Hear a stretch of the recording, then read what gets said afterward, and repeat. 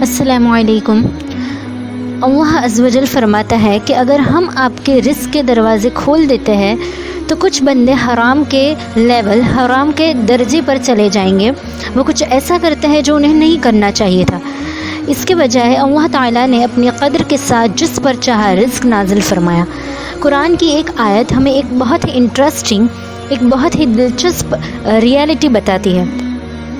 اللہ جن سے محبت کرتا ہے ان کو اتنا دیتا ہے کہ وہ حد سے آگے نہ بڑھے۔ اللہ کہہ رہا ہے کہ میں جانتا ہوں کہ تم کتنے کیپیبل ہو، تم کتنی قدرت رکھتے ہو، اور اگر میں تمہیں سب کچھ دے دوں تو تم حلال سے باہر ہو جاؤ گے جو تمہارے لیے حلال ہے۔ اور یہی جذبہ سیرت نبی صلی اللہ علیہ وسلم میں صحیح حدیث البخاری میں موجود ہے۔ روایت ہے کہ رسول اللہ صلی اللہ علیہ وسلم کسی کو پیسے دے رہے تھے، یا لوگوں کے ایک گروہ کو، ایک گروپ کو پیسے دے رہے تھے۔ ایک صحابی نے کہا، یا رسول اللہ، آپ یہ فلاں شخص کو کیوں نہیں دیتے؟ واللہ وہ ایک مومن ہے، وہ ایک اچھا آدمی ہے، اسے دے دو۔ اور نبی صلی اللہ علیہ وسلم نے اسے اگنور کیا، انہیں نظر انداز کر دیا اور دوسرے لوگوں کو دیتے رہے۔ سیکنڈ ٹائم صحابی نے کہا، یا رسول اللہ صلی اللہ علیہ وسلم، واللہ اسے دے دو، میں تو اسے مومن سمجھتا ہوں، اور دوسری بار بھی حضور صلی اللہ علیہ وسلم نے نظر انداز کر دیا۔ تھرڈ ٹائم انہوں نے اگنور کیا، اور پھر نبی صلی اللہ علیہ وسلم نے رجوع کیا اور ان سے کہا، میں کبھی کبھی لوگوں کو پیسے دیتا ہوں اور ان کو نہیں دیتا جن سے میں زیادہ پیار کرتا ہوں۔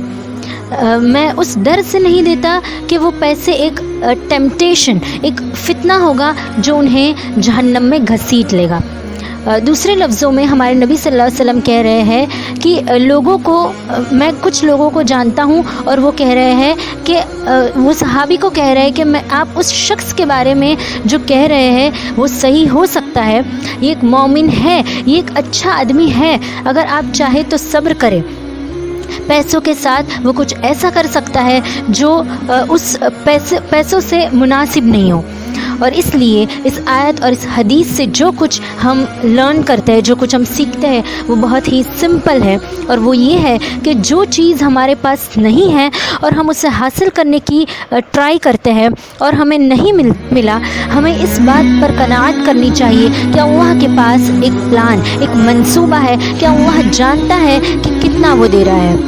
اللہ تعالیٰ اپنی قدر کے ساتھ جس قدر اس شخص کو چاہتا ہے ظاہر کرتا ہے۔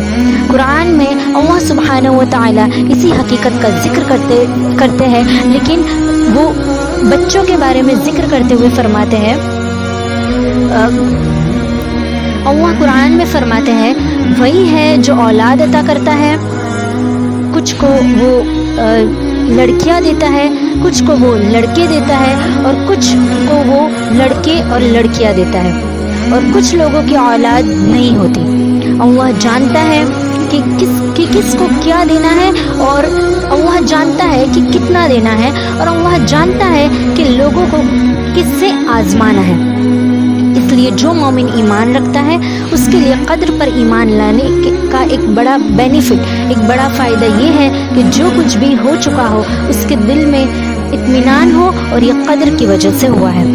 قدر کو سکون اور آفت سے نجات پانے کے لیے استعمال کیا جاتا ہے، اور قدر کسی گناہ کے جواز کے لیے استعمال نہیں ہوتا۔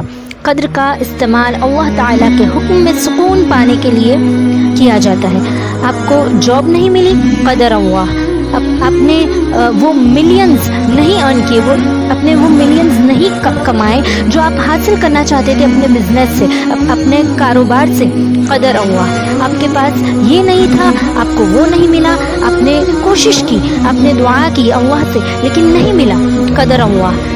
اب بات یہ ہے کہ آپ کو ٹرائی کرنا ہوگا، آپ کو کوشش کرنی ہوگی۔ اگر آپ نے کوشش نہیں کی تو یہ آپ کا پرابلم ہے، آپ کا مسئلہ ہے، لیکن آپ کو ٹرائی کرنا ہوگا۔